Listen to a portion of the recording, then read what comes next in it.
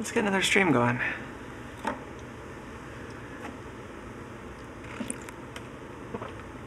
think my social anxiety has been going into overdrive lately, and it's been hard to do this, but let's do it anyway.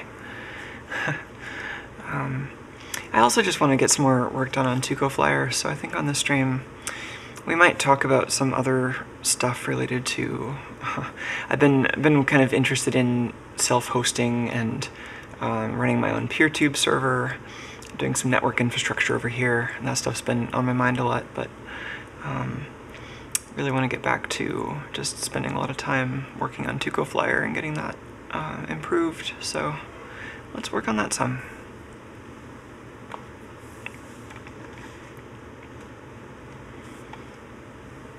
And speaking of Tuco, I saw him around here somewhere. Anyway, hi, I'm Micah.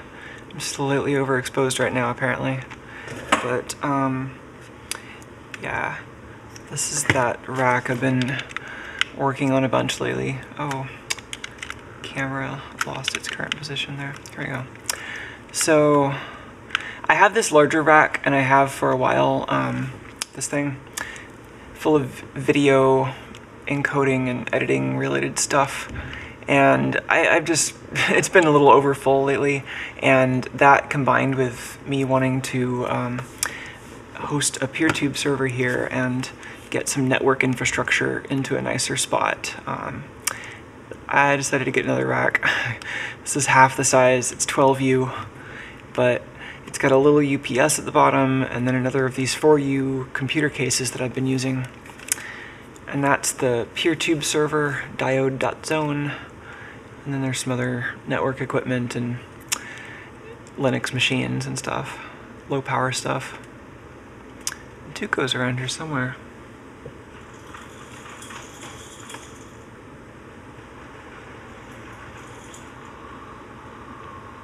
So yeah, this is the Flyer. It's not terrible at flying, but it could certainly use some work.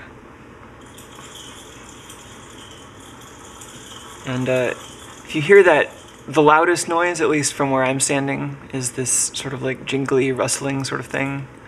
And that's a nylon cord for the counterweight kind of scraping against the edge of this bad pulley situation up there.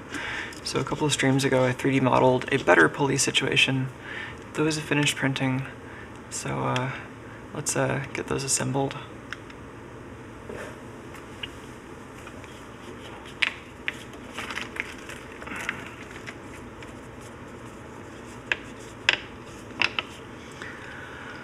Oh man, how is everyone, if anyone's here yet?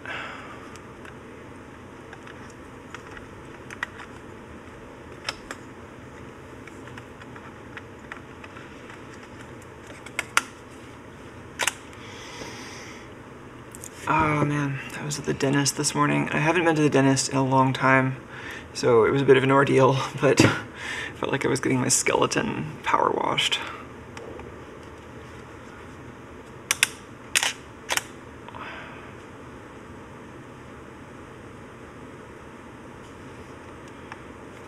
Oh, are we already having problems with the camera? Oh, gosh.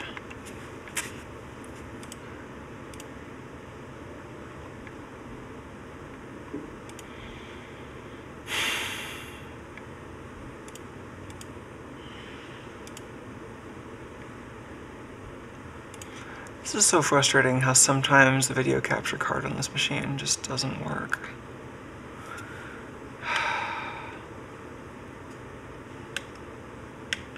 The other inputs were fine, and I had not tested this input because the camera was off.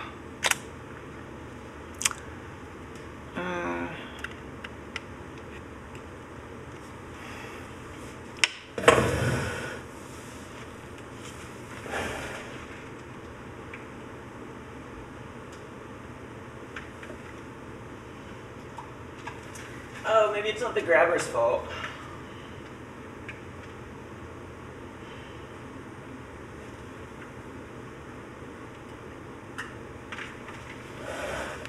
I think I'm not getting an HDMI signal,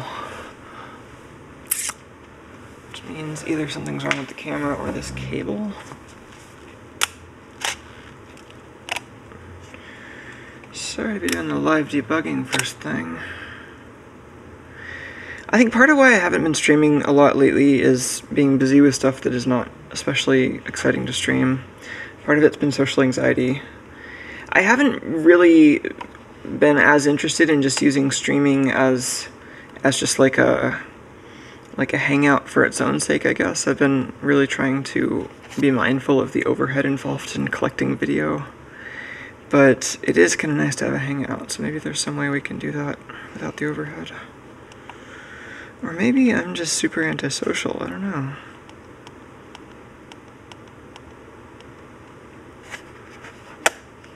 Maybe Tuco just chewed on this HDMI cable one too many times.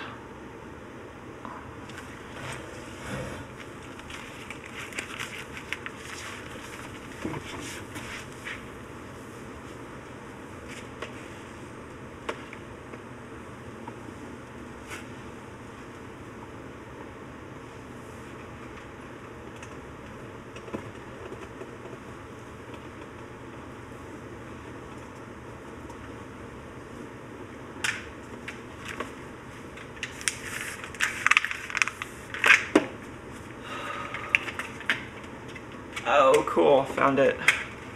There's a join in this HDMI cable, and I must have like pulled the camera suddenly at some point, and this cable just came loose. Is that gonna come back? Oh, thank goodness. I'm glad it was that simple. I've had annoying problems that required just rebooting the streaming machine, or worse, like reconfiguring the capture cards. I'm glad that wasn't that bad. Oh. Hello, Andrew, in YouTube chat. Nice to see familiar folks.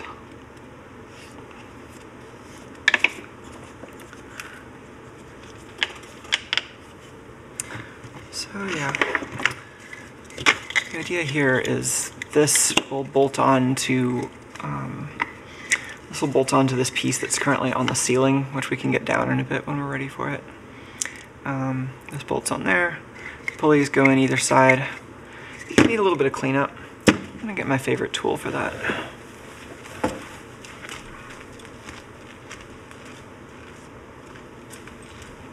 Hey Tuco, where are you?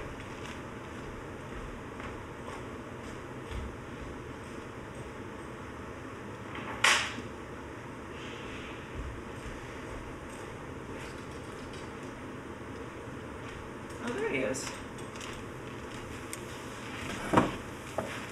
Camera's got it now.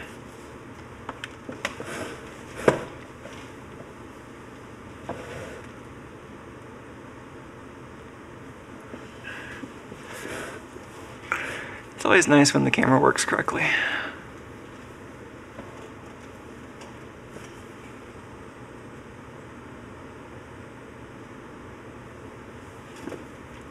Oh, and there. Got distracted. Actually, I think that was the old wobble detector rather than the computer vision getting distracted.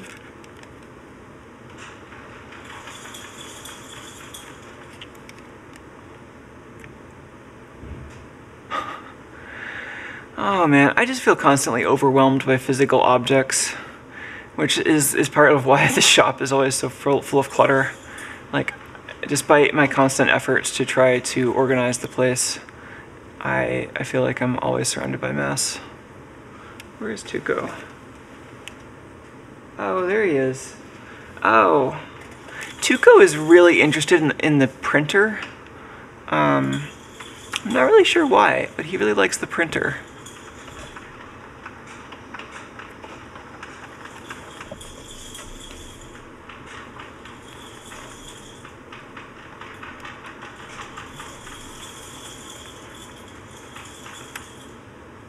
So, yeah, this isn't a view you get to see that often, I guess. That's my optical microscope, which I don't use that much since I've been streaming so much. I don't have a camera for that one. Yeah, Tuco is sitting there looking at the printer. Yeah, he's fascinated by the 2D printer for some reason. I think he loves watching the pages come out. It's got a scanner. He seems to be interested in the pages going in the scanner also.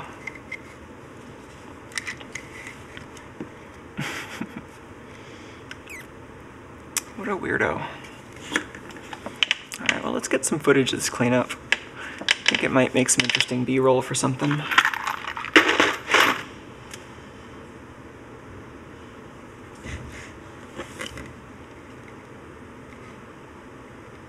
Oh, am I missing a sandbag? Yeah. I always gotta remember the sandbag with the camera has that wobble that I'm sure you folks at home notice.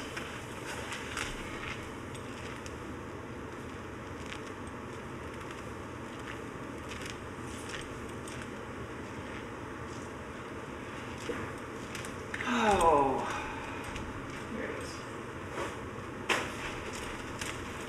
This one's actually full of rocks. I think I put the heavier one that's actually full of sand on that light in the middle of the room.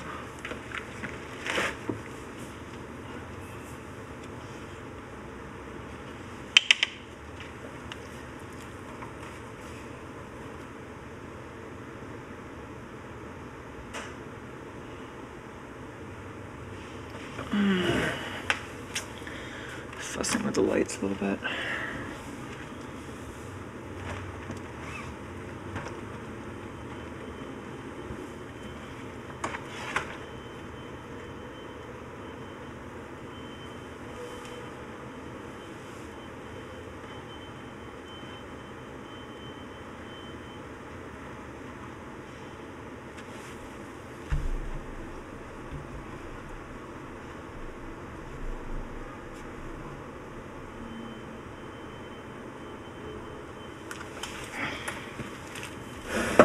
Now it's like right in my face. It's fine. Usually the more the light is pointed directly into my eyes, the better the picture is. Somehow that's correlated.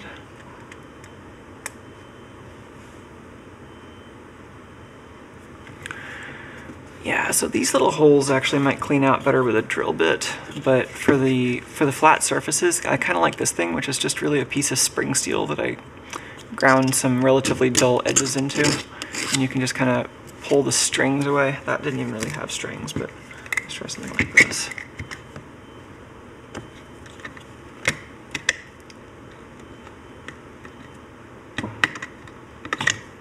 So, I mean, you could do a lot of the same things with a knife, really, but I like something that's kind of dull enough it won't just dig right into the plastic. Because if you use too sharp a knife, it's easy to just like really bury the knife in your 3D print.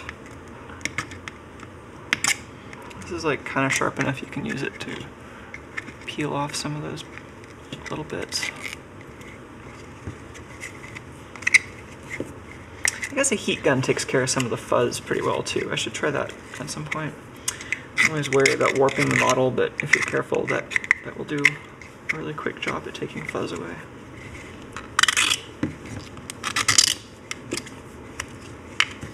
These are printed out of PET. I wanted something a little less brittle than PET or than PLA for these parts. I usually print in PLA.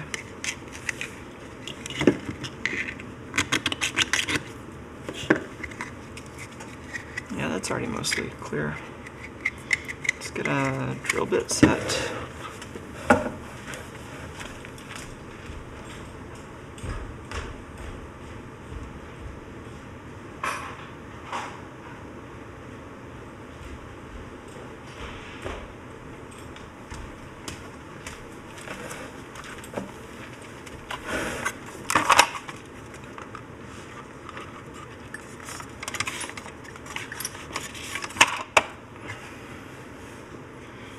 These are supposed to be clearance for 6mm, so that makes pretty quick work of it.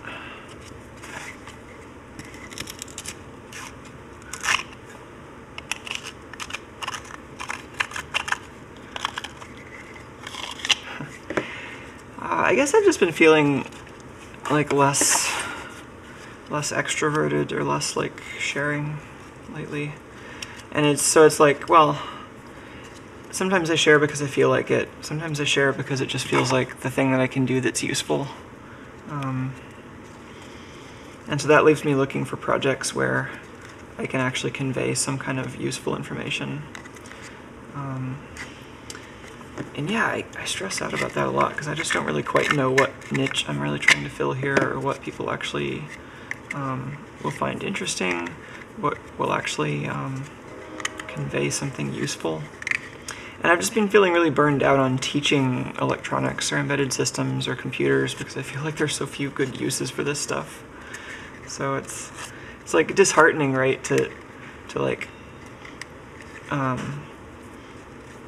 you know, for like somebody to seem like, you know, you and them are on the same page, and then they go off and get a job, you know, building something terrible. And it's like, I mean, that's going to happen. People are always going to use your, you know, your things or the things that you teach for bad purposes. But if you feel like you've got some obligation to prevent that, if you can, like, try to teach the ethics, you know. Sorry, I'm doing a bad job of getting it that close up on camera.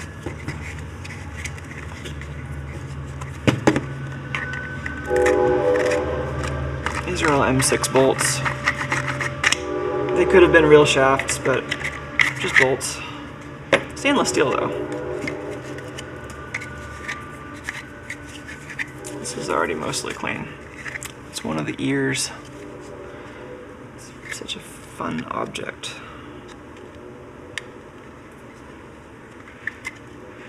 Hope it fits. Yeah, so we can lower the thing this bolts to off the ceiling in a bit. I just want to get the pulleys ready.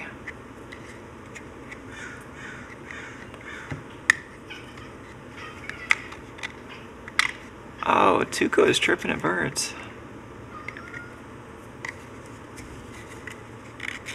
I really like his noises. Okay, I think that one's, I call that good. Oh, these things. You know, I spent ages scraping out the insides of these pulleys last time I did this. I think I am going to try the heat gun trick. So let's scrape this interior surface a bit because I don't really know if I can get the heat in here that effectively. But this, I'm going to try the heat gun. So let's put these aside. I'll get a heat gun in just a second.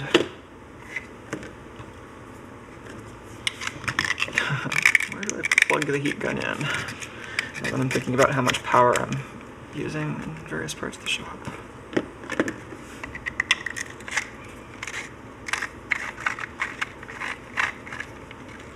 Running significant heating tools over here while I'm streaming, I think I need more electrical circuits than I actually do.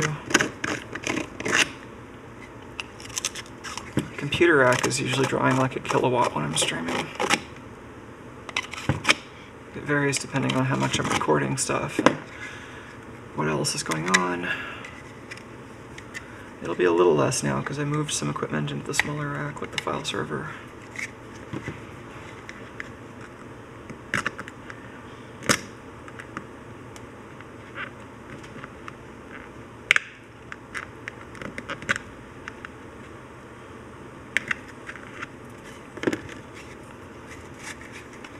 Been really getting into monitoring and metrics for the home network here, the shop network. I guess I've been wanting to separate those two things also to have more of like a residential network for like the upstairs area and like a shop network.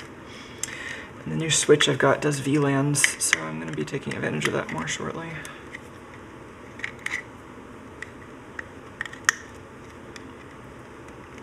I already use VLANs a little bit, but it'll be nice to have a switch that can do VLAN tagging and untagging so that I can put more things on separate networks. Right now I just really have like an internal network, an internet accessible network, and a guest network. And I could subdivide that some more, put like devices of different types on different networks, control how they talk to each other.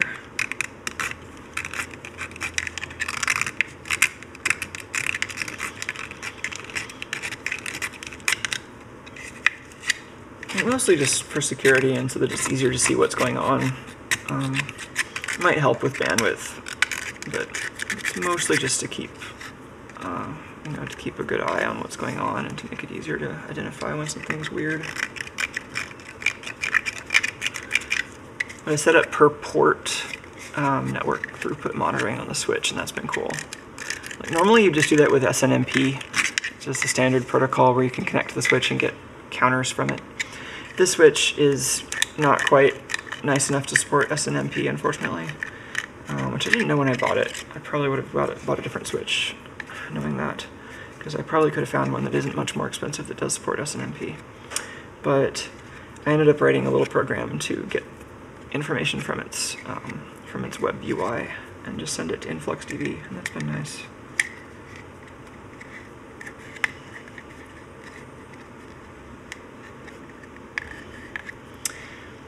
If you usually follow me on Twitter, I've been pretty inactive on Twitter lately.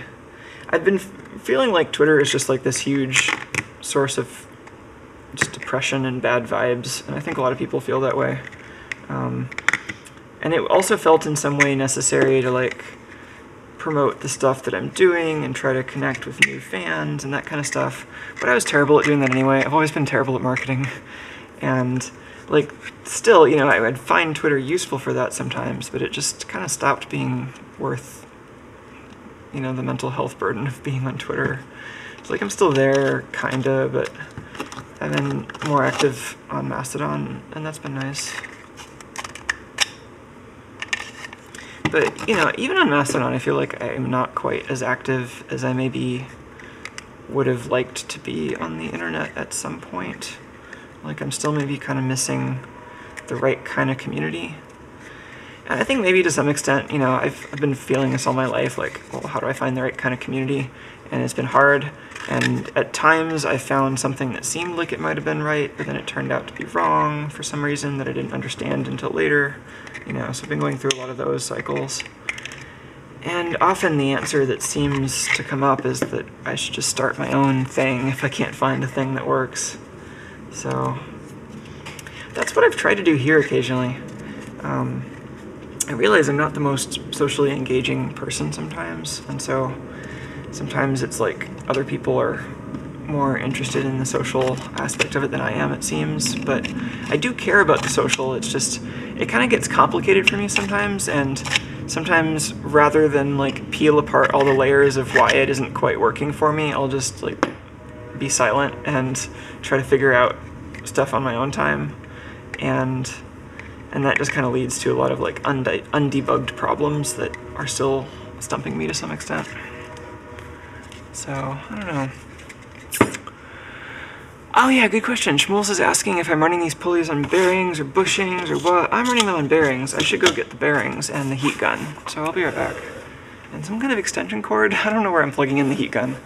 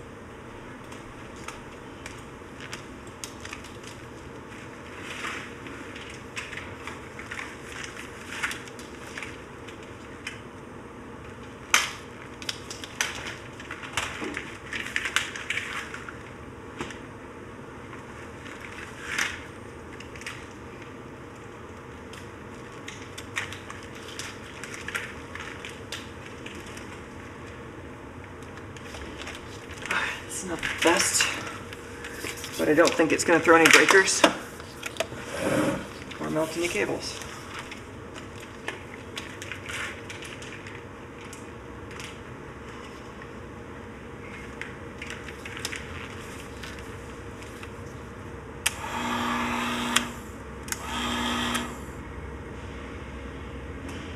You know, I think that's the UPS in the rack going into voltage brownout mode when I do that.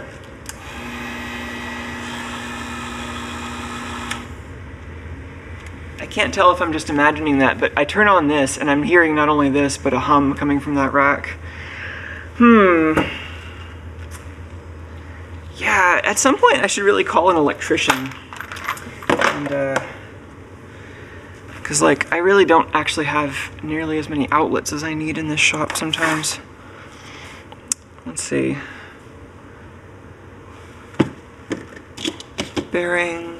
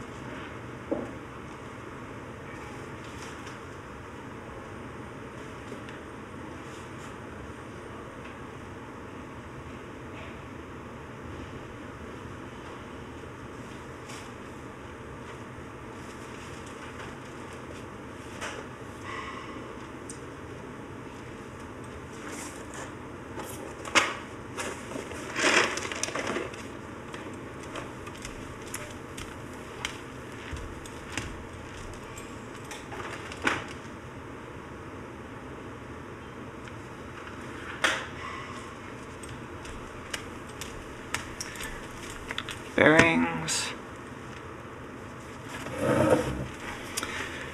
Pretty sure this design wanted 2 of these. What are these? 606? Yeah. I think it wants 2 of these on each pulley. These are greasy little bearings.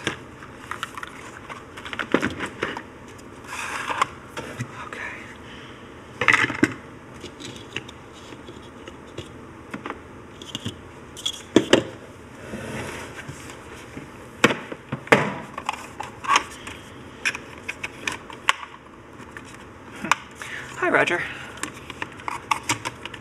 And game of knowing.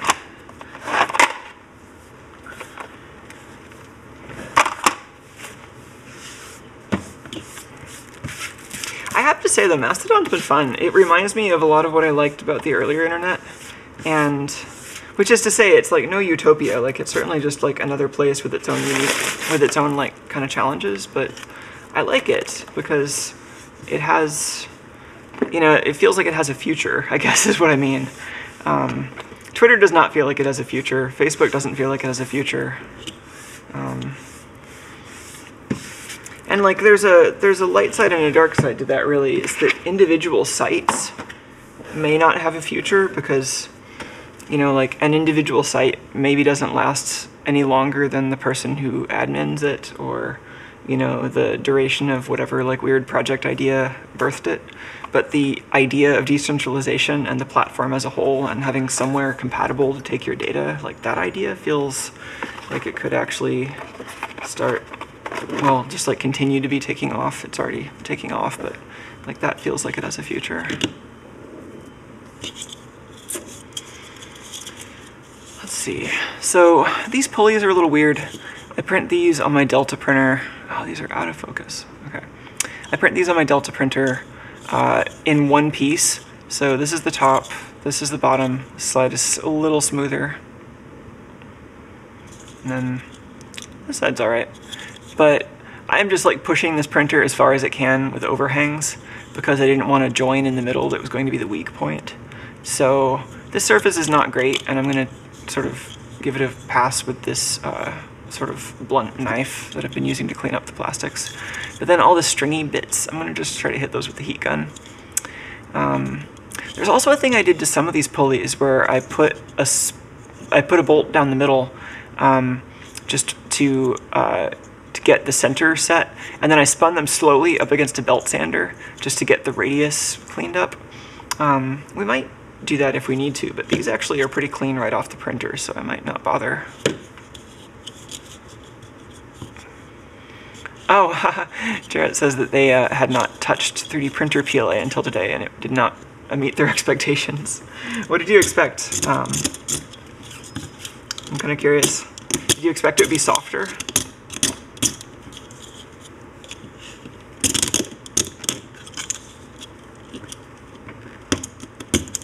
I'm just like popping boogers off the surface with this steel thing.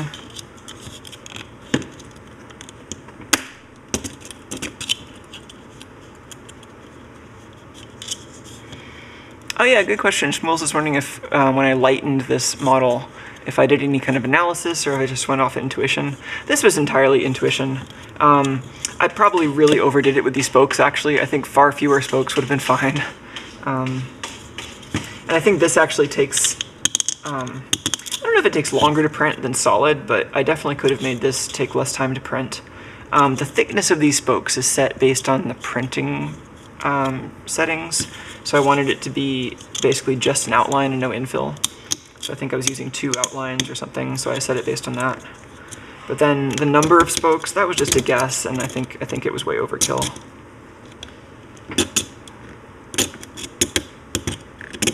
Yeah, and I have not seen, like, I don't know, people go to the trouble of doing like finite element analysis when they're designing things in like a professional engineering situation quite often, but that's also usually when you're dealing with materials that have predictable properties, like, you know, cast metals or machined metals, or, you know, or cast plastics. And so, yeah, I can see why maybe I would want. This edge is thin enough that it does kind of break really easily, so I think that's part of why I was taking it to the belt sander, is just to like stiffen that up, like sand away the part that's extremely weak.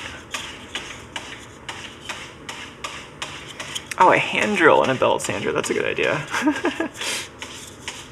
Yeah, I don't know if I did it with the drill. I've certainly used a drill in similar ways, but I don't know if I've done quite that.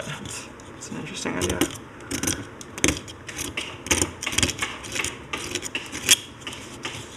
I'm just like kind of pulling off any bits that are not really attached. That's mostly good. Next.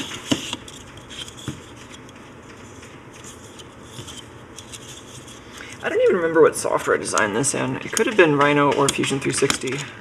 I did a lot of this project in both of those programs. But I've used a lot of CAD programs. Like, I've done a bunch of stuff with OpenSCAD. I used to use Blender a lot, and I used that for a good amount of kind of 3D CAD design too before I found tools that were more suited to that. I still like Blender. It's just Blender, at least last time I tried this, was really slow at doing Boolean operations. And so trying to do CAD type stuff with Blender was just really painful. But I did do it. I made a project that was one of my first 3D printed things. It was like a full 3D printed enclosure for a project that I did on my old kind of tricked out Thing-O-Matic printer.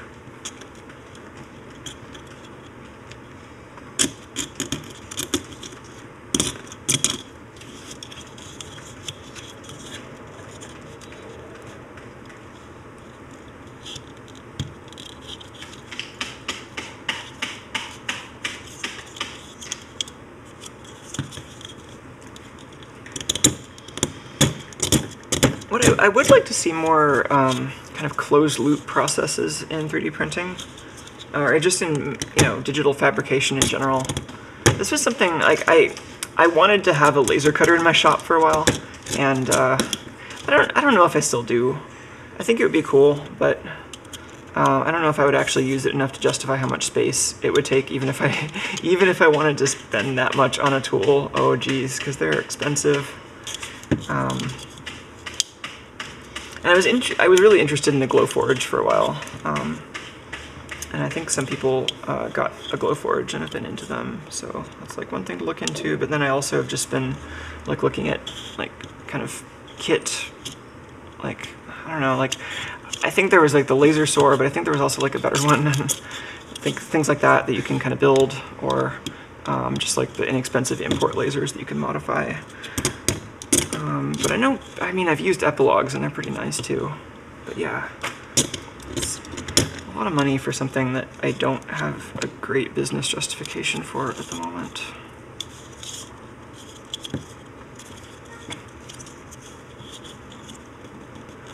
Oh yeah, good question. Shmuels is asking if I think it's worth it to learn Rhino. They've been mostly working in Inventor, but they keep seeing cool parts coming out of Rhino. Yeah, I don't know. I ask myself that question sometimes too. I really like it. Like, I just have an enjoyable experience modeling in Rhino a lot of the time. And I think Grasshopper is pretty indispensable if you want to do any kind of like algorithmic modeling. Because I just don't know of anything else that is as good at that as Grasshopper. I mean, I would like to find other options, right? Because like Grasshopper is a visual programming language that you can use kind of like, you know, it's kind of like Max MSP for 3D models. You can like wire up nodes that can have geometry information or numbers or various combinations of data types. Hey, Tuco. I know you're gonna try to lose these. Tuco really likes stuff like this. Yeah, so Grasshopper is pretty cool. And if you have Rhino, Grasshopper is free, but Rhino is expensive. And I bought a license for Rhino a while ago, and I've had all sorts of trouble with their DRM, and I just don't know if I would get it again. Like I like it in some ways, but I think I would rather try to invest less in tools that I don't really have any say in the future of, you know, and try to find some kind of an open source thing that I can work with. And that's tricky, right? Because like there are options like there's FreeCAD, there's SolveSpace, there's OpenSCAD, of course, and like those are good for certain things, but you know it isn't just like kind of a behemoth general purpose tool like Fusion 360 or Inventor that can do kind of anything that you want to do with a solid model. So yeah, I don't know, like I'm always interested in having like new tools and like learning new things, but yeah, Rhino's been a little bit disappointing, honestly. Like it's fun, but kind of hard to really justify. And I like to find something that is as fun as Rhino, but open source. So maybe I could actually take another shot at Blender and try to find workflows that work well with Blender for this kind of stuff. I don't know.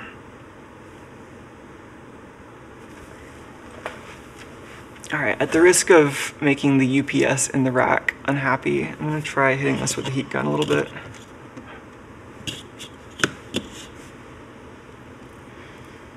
Oh yeah, I haven't really given Onshape that much of a try, but I've heard people like it.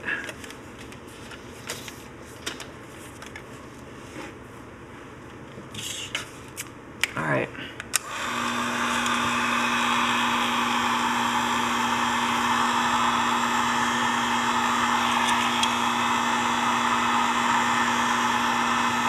Seems to be working.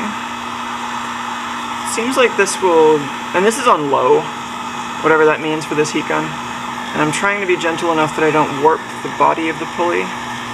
But this seems to basically take the thin threads and make them ball up. The rack is definitely humming. I'm gonna have to check the voltage charts after this.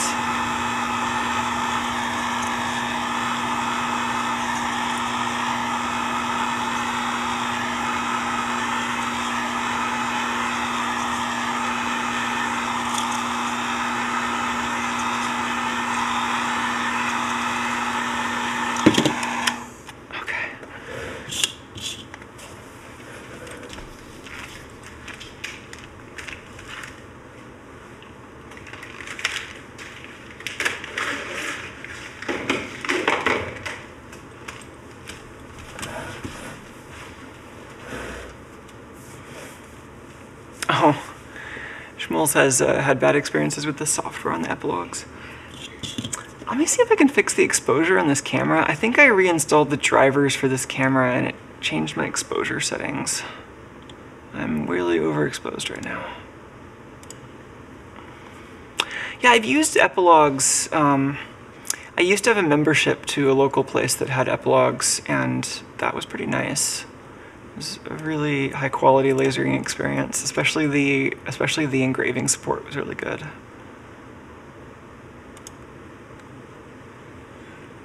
Brightness. What? That's not helping.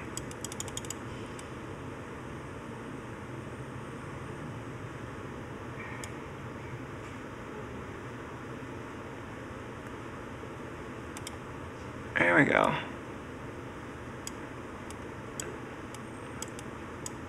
We want camera control, not video processor.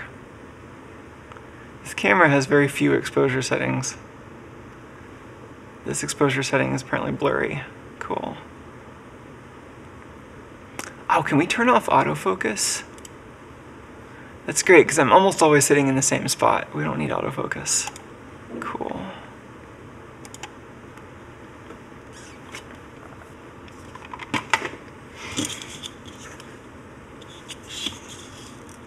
Yeah, that's not bad. And I think if I want to just like knock the crusty bits away, I can do that. It's pretty optional, but it makes it look a little nicer.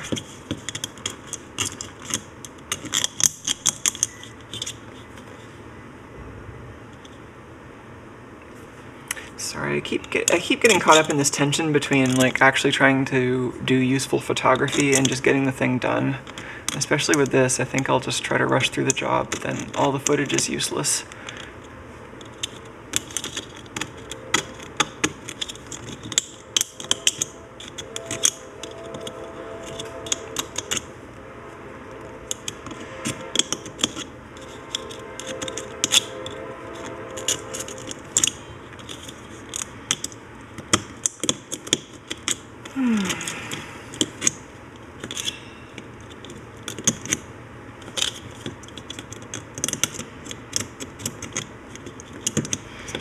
I've been getting really into all sorts of sysadmin stuff lately, just setting stuff up.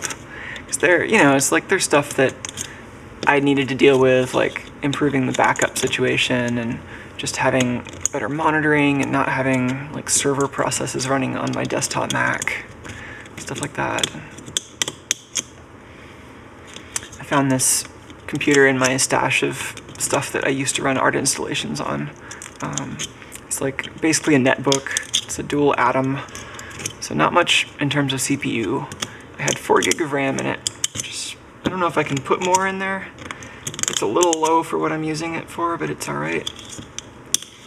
And it has a spot for a real SATA disk, so I can put an SSD in there. And that's been running my monitoring setup here. It's not as fast as the desktop Mac, so sometimes queries are a little slower, but it's nice having it actually be separate. And then actually set up proper database backups and stuff for that. And I like InfluxDB. That's the monitoring time series database that I've been using. I've learned it mostly for Tuco Flyer, because for this project I wanted to actually have like logging for time series data so that I can debug problems and have some insight into how the system's working. And then, of course, once I get the thing set up, it's also really convenient and fairly easy to use for just network monitoring kind of stuff. So that's been nice.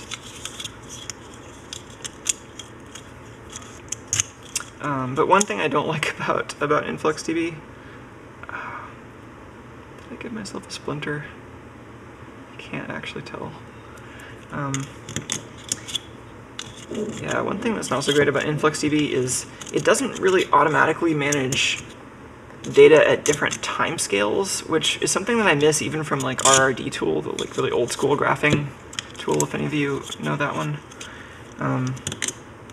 So like you can set up queries in InfluxDB that will continuously downsample your data for long-term storage, but it's way more manual than it seems like it should be, and then you end up with kind of a different database that you have to query slightly differently. And so, at least with Grafana, which is the graphing front end I'm using, you pretty much have to have separate queries for like long-term data and recent data, which seems nuts. And like, I mean, the technical reason is that you need to kind of, like, you need to store the data with some kind of aggregation function already applied to it.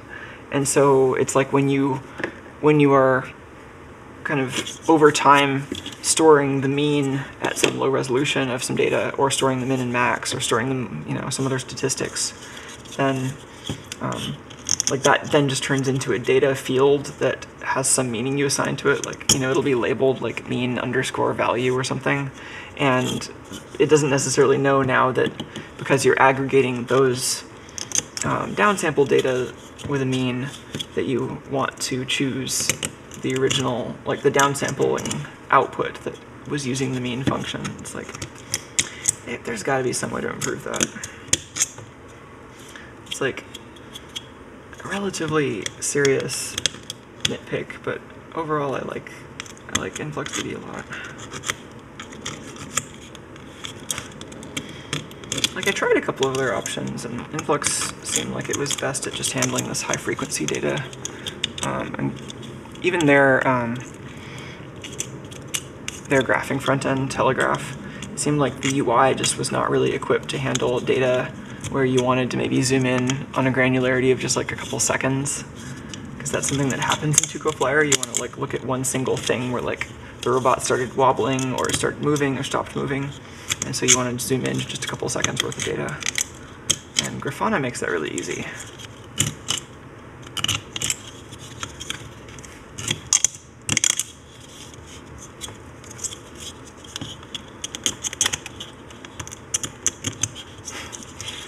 You've heard of the cleaning channel. This is the scraping channel.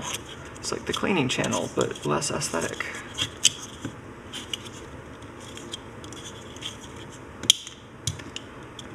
Yeah.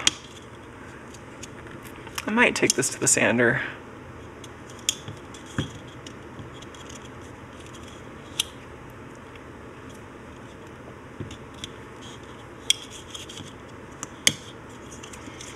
Might be easier to do that after it's already mounted in the pulley. I don't know. Alright, let's maybe just try mounting this one, see how that works.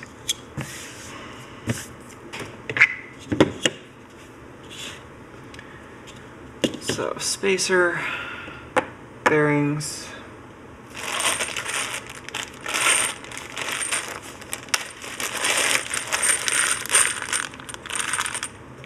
and 6x40.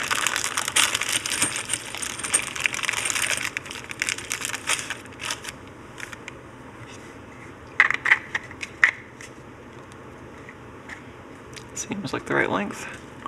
I could use a longer one, but I don't think I need to.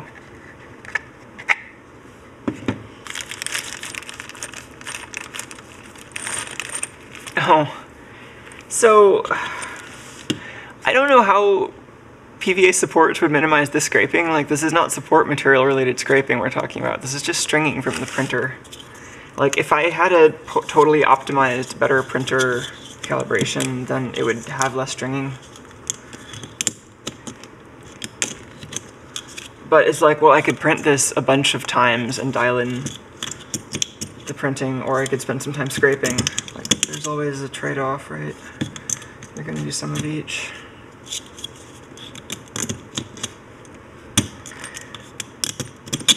I mean, this model just has a lot of stringing involved.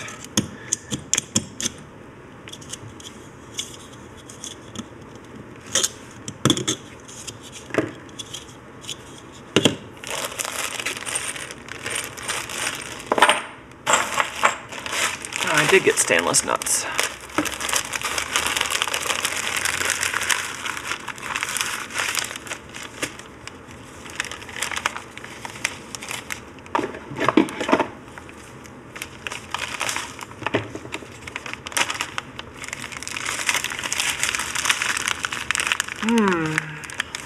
A fresh bag of McMaster hardware.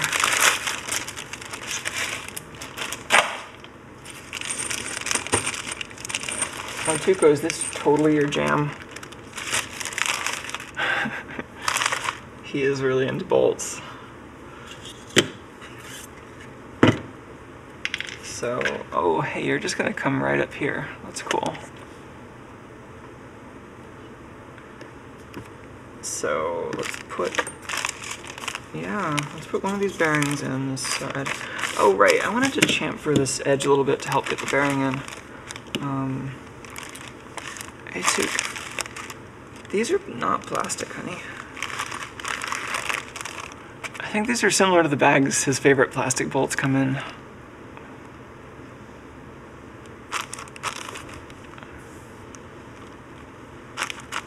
Hey, dude.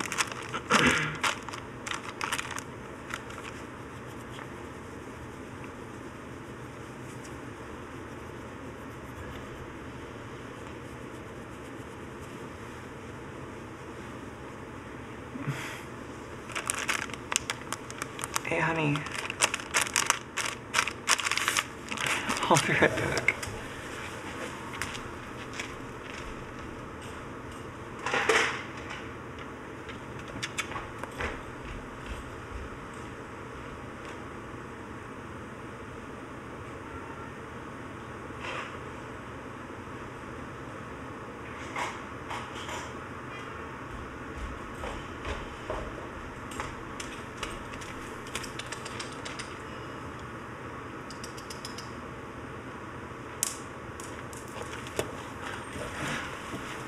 He's much more into plastic bolts. I don't think he actually likes metal bolts. He's just excited about the packaging.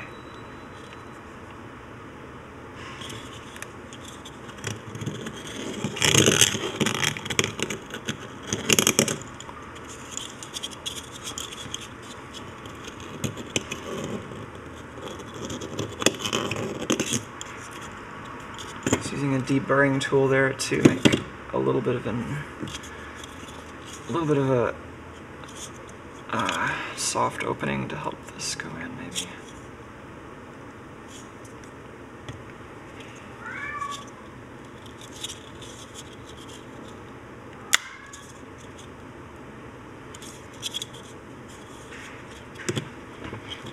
I think we need the vise.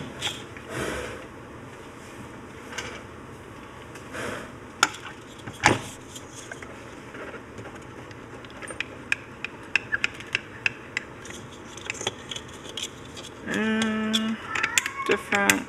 I think I just hammered these in before. Ow! I made a tool for this. Oh, where did I put that?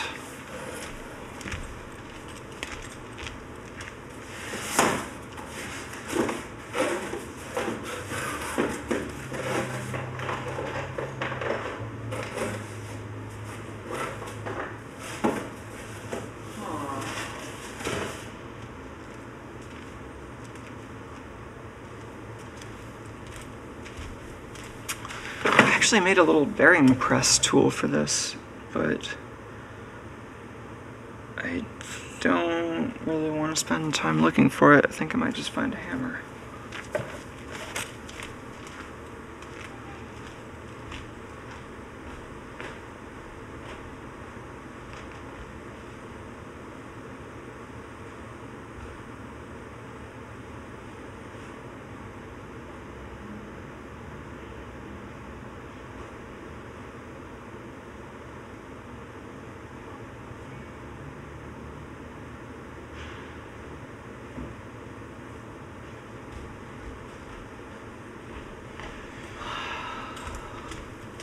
Have I mentioned it's always hard to find stuff?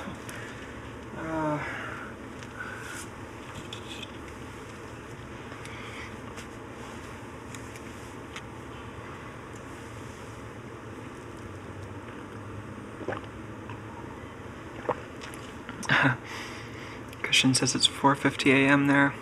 I'm surprised you're even here.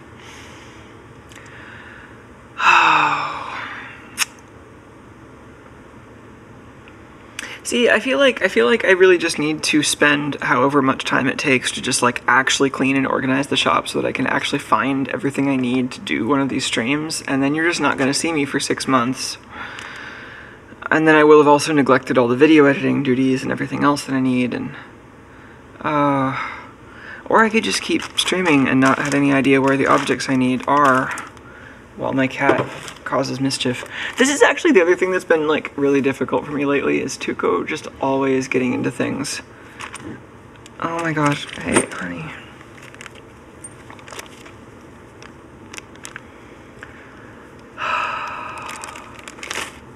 Tuco, why?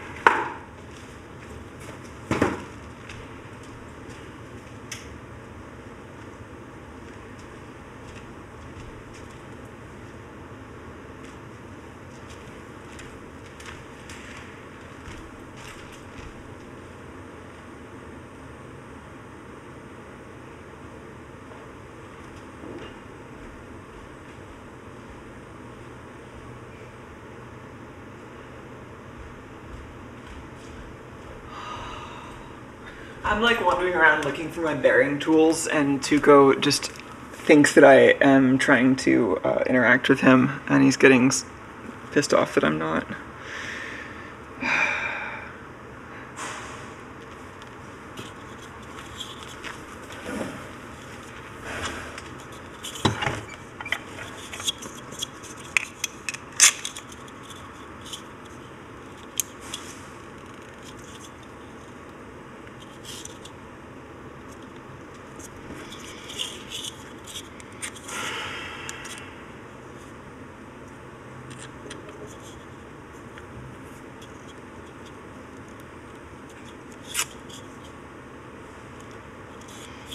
Yeah, it's like that, except with it all pressed together.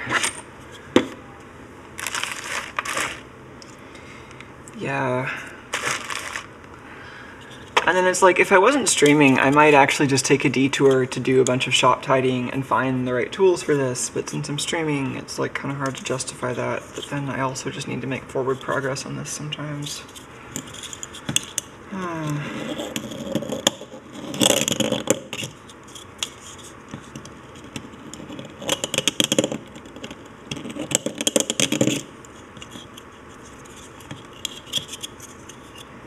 Anyway, the PeerTube thing is going well, in case anybody cares. I mean, I'm still pretty excited about that, and about maybe using that to make a nice place to have some electronics videos outside of YouTube, on the topic of maybe making nice places to be. So, the machine is still just running flat out 24/7 transcoding videos. So I'm still trying to process the backlog of stuff that I've got from my stream archive. It's also online kind of for testing purposes. I had been just trying to debug problems and get it to the point where it was usable, but it turns out the main problem I was having was actually an issue related to TCP queuing, and once I fixed that, the machine's actually been pretty good. And I mean, there are bugs in PeerTube, of course, but they're not as bad as the TCP queuing problem was. And just in general, the software, while it's definitely like beta quality, it's certainly like usable, and I've been enjoying using it.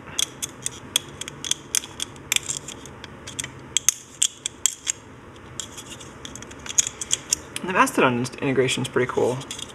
Like, it's really interesting having videos and video comments and like effectively what are tweets now, like toots on Mastodon, like having all those basically be the same kind of object. So like if you publish a video on PeerTube, like that shows up as this object which you can then subscribe to via ActivityPub, which is the same system that Mastodon uses. And then the comments that you could reply with on the PeerTube interface, and comments that you might you know, send via a reply on Mastodon are really the same kind of object at this point. And it's interesting actually having interoperability.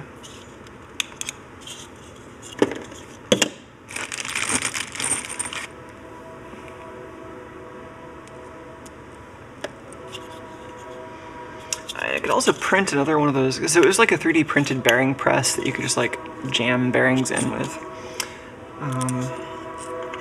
I might also have some other vise-like object that is larger, but this is like my tiny vise. I don't have like a full-size bench vise here.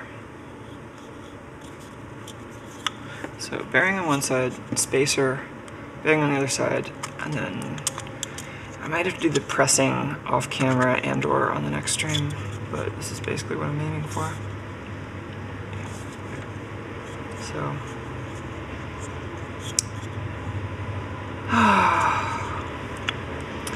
yeah, I just need to figure out how to do these streams without it feeling like quite such a like extrovert mode expedition.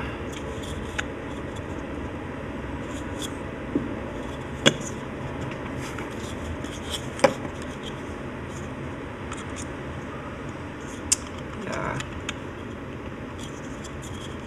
To find the right hammer for this too. Alright, well maybe I'll put that aside. This is all pretty much ready to be assembled, I think.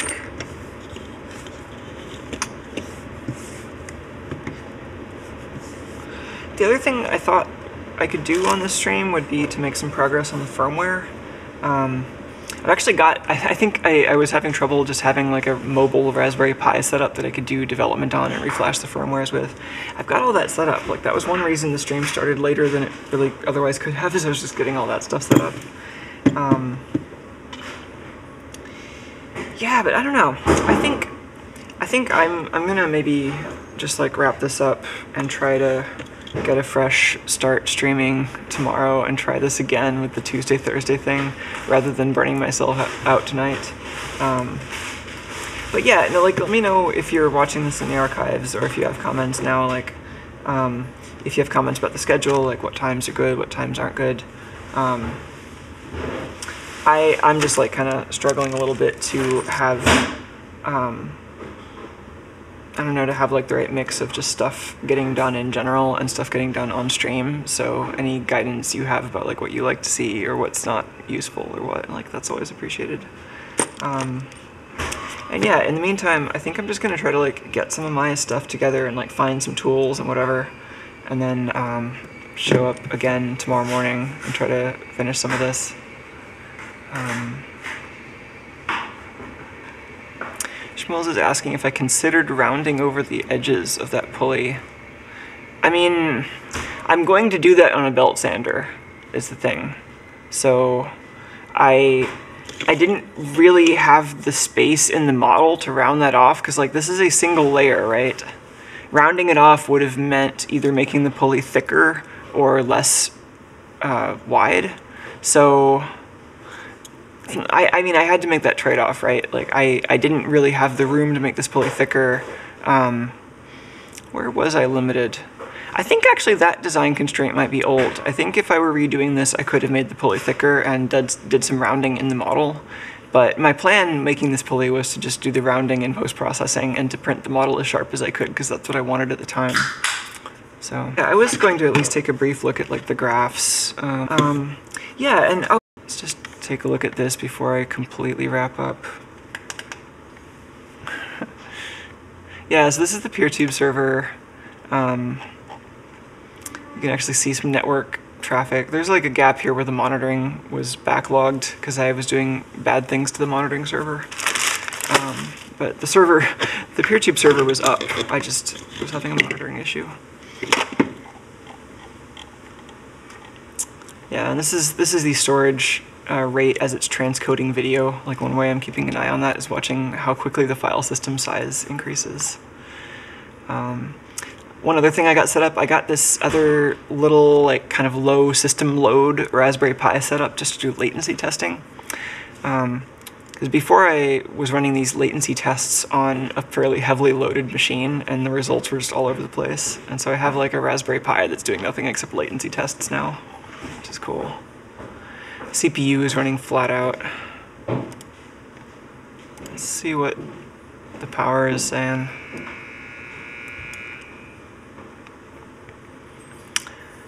So yeah, we're streaming at like 800 watts here. This blue line is currently mislabeled. It says that this is streaming, but I plan on using that power monitor for streaming related video equipment, but right now it's actually running the rack that I've got temporarily set up in the middle of the room. So that 280 watts is network equipment and the PeerTube server.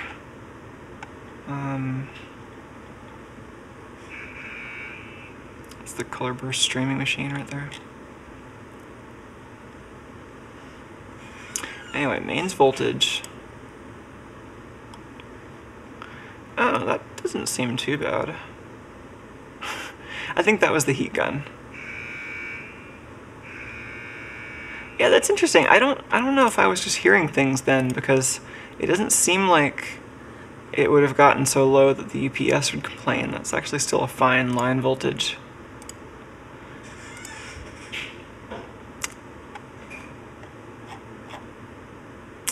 Yeah.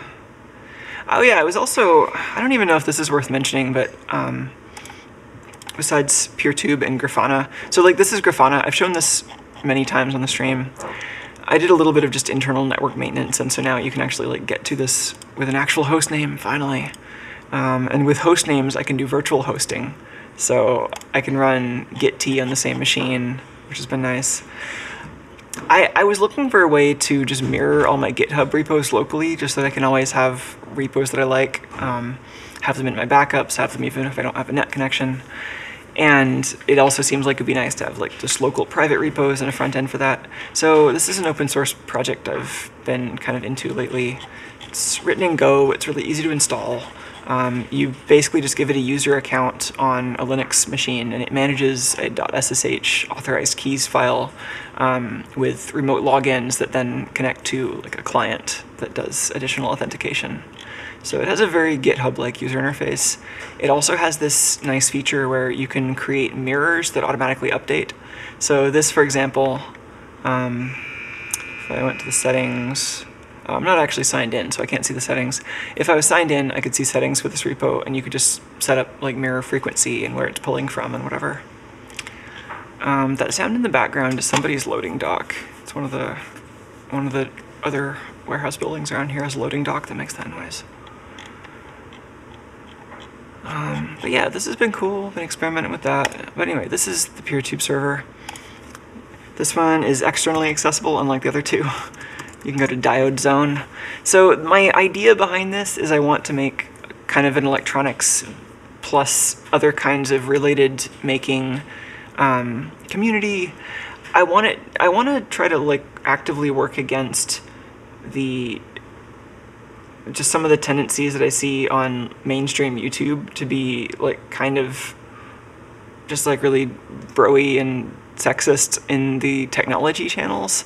And so if possible, I want to have like a technology and electronics and making things focused video site that's actually intended to primarily be a nice place for people who, you know, usually don't have a good experience on electronic YouTube. So like LGBT folks, women, folks who are maybe picking up on this stuff later in life and don't have the time to just like, you know, invest in stuff like they were a teenager, you know, just there are a lot of things that I might want this site to specifically be like a friendly place for, but so I'm like still trying to figure out like exactly what the rules and code of conduct and all that should look like. But yeah, generally like an electronics video site that's focused on making a nice spot for not the typical like electronics YouTuber.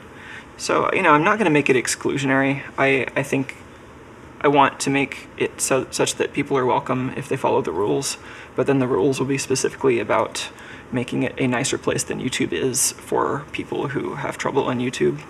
So, and like, I know I've been having an alright time on YouTube. Like, I feel like my channel and my comment section even is like a pretty nice place. Like, I've been surprised at just how nice a lot of you are, so thank you for that. But that said, like, there are a lot of other channels that I've been disappointed in, and so it would just be nice to have a place where I can kind of highlight channels that try to, you know, be actually inclusive and just nice to people and not kind of set up these unnecessary hierarchies around the work that they do. Because yeah, I think there's too much like, we're like the best at this thing, we're, you know, awesome at it, and, you know, you have to be awesome to be here, and by the way, only men can be awesome at this, clearly, and somehow that seeps in there, and so that would certainly be not a part of this community.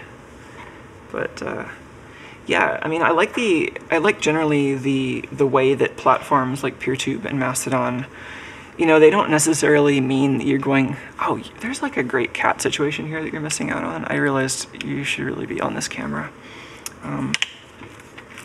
Yeah, like, I mean, software like PeerTube and Mastodon, you know, it doesn't necessarily make a nice community, but it gives you more tools to potentially make a nice community, it seems. And some of that in practice is lacking, like especially PeerTube is really light on moderation and community building features right now. That's because it's still so early days for PeerTube, but that's coming, and like people know that needs work. And that's like some of the stuff that's being actively worked on right now. And then Mastodon has been steadily getting better community and moderation features, so it's such that like you're not necessarily going to have a better experience on Mastodon than you would on something like Twitter or on PeerTube than you would on YouTube, but it's a way to have something that is maybe more of a diversity of experiences to choose from, and maybe some of them are worse and some of them might be exactly what you're looking for.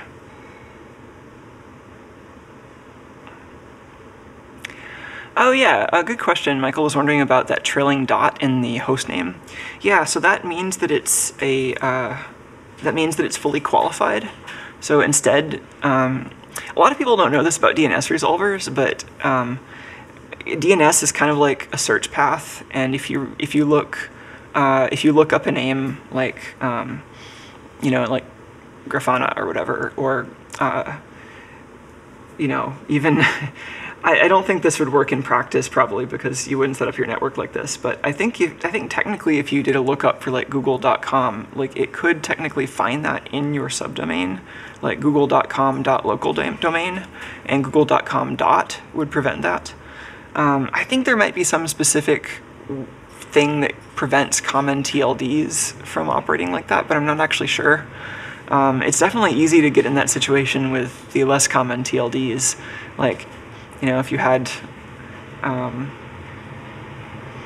don't know, like, I have a host name on my network called Grafana, for example, but like, what if somebody spent the couple $100,000 or whatever to register their .grafana top-level domain?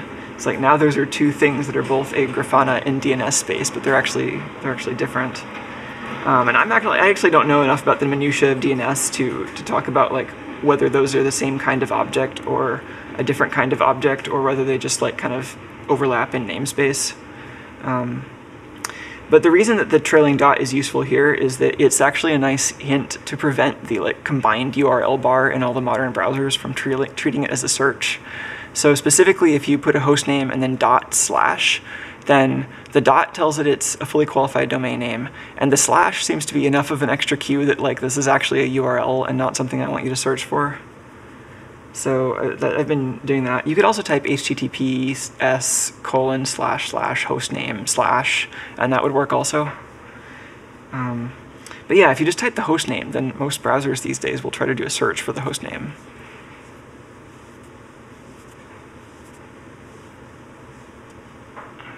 Oh no, yeah, Michael made a .home TLD that resolved globally. Yeah, I was looking for that. Like, I was thinking about making a TLD just for my local network, but there are so many TLDs now that I was not really sure what was safe for that. So I currently just don't have a TLD, and I'm just using bare host names. Obviously I have a domain for the external services, but for internal, you can kind of do whatever you want. So. And they all resolve to internal IP addresses, so that seemed better anyway.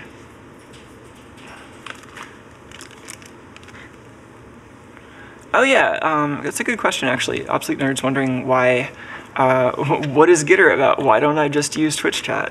Yeah, well, I guess one answer to that is that I didn't really start doing this on Twitch. Like, adding Twitch to the mix was kind of a later addition, so, like, I do use Twitch chat, like I pay attention to it, and like you can ask me stuff on Twitch chat, it'll replay on the Twitch stream, but since I stream on multiple platforms and I keep archives on multiple platforms, keeping the chat inside the video is really useful for that. And I think the main reason that some of us like Gitter is that it's easy to kind of keep talking even between streams. I think Twitch has that feature now, but when we started doing this, Twitch did not have that feature, so like, basically, it's a video streaming platform neutral way to have a chat that is not tied to the video streaming platform or duration. So you can use Twitch chat, there's nothing wrong with it. This is just an extra thing that is nice for some reasons. The flock likes my trackball.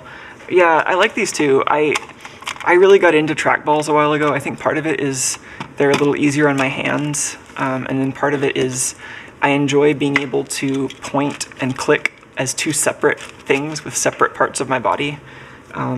Especially for CAD, I really like being able to position accurately and then click after I've positioned. So, yeah, I like trackballs.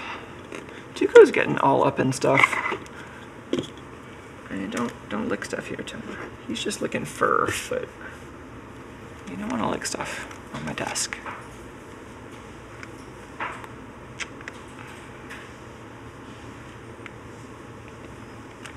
He is the softest, most demanding boy sometimes.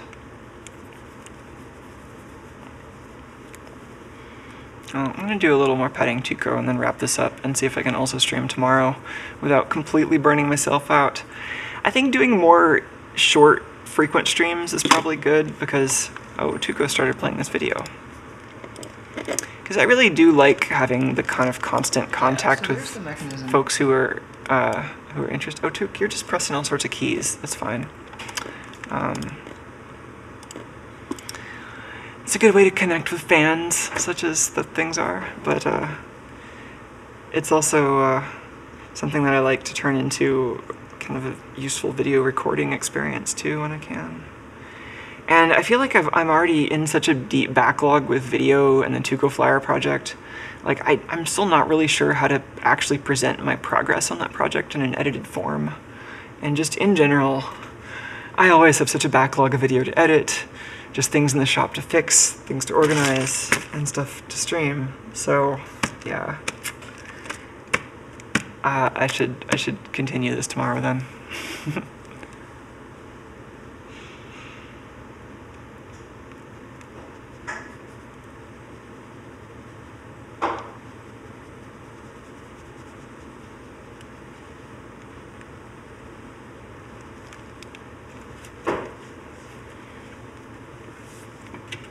Alright.